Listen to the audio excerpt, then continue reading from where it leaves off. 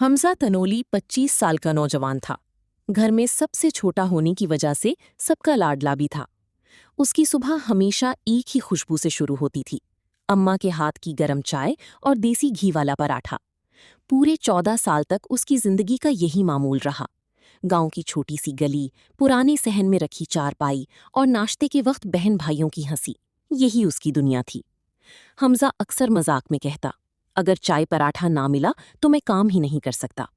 अम्मा हंस देती और एक इजाफी पराठा उसकी प्लेट में रख देती। मगर वक्त हमेशा एक सा नहीं रहता। घर के हालात बदलने लगे।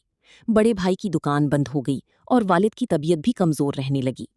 हमजा ने पहली बार महसूस किया कि सिर्फ लाडला बेटा रहना काफी नहीं, अब सहारा बनना भी जरूरी है। कई रातें उसने छत पर बैठकर मुस्तकबिल के बारे में सोचते गुजारी। आखिरकार उसने दुबई जाने का फैसला कर लिया। रवानगी वाली दिन अम्मा ने हस्बी मामूल चाय और पराठा बनाया, मगर उस दिन नाश्ते की खुशबू में उदासी मिली हुई थी। हमजा ने खामोशी से खाना खाया, फिर अम्मा के हाथ चूम कर बोला, मैं जल्द वापस आऊंगा और इस घर के हालात बदल दूंगा। दुबई पहुंचकर उसे अंदाजा हुआ कि जिंदगी सिर्फ ख्वाबों का नाम नहीं, कुर्बानी का नाम भी है। सख्त गर्मी, लंबी ड्यूटी और अजनबी शहर ने उसे जल्द बड़ा कर दिया। मगर हर सुबह जब वो कंपनी की कैंटीन में चाय पीता, उसे अपने घर का सहन याद आ जाता। अब हमजा सिर्फ घर का सबसे छोटा बेटा नहीं था, बल्कि अपने खानदान की उम्मीद बन चुका था।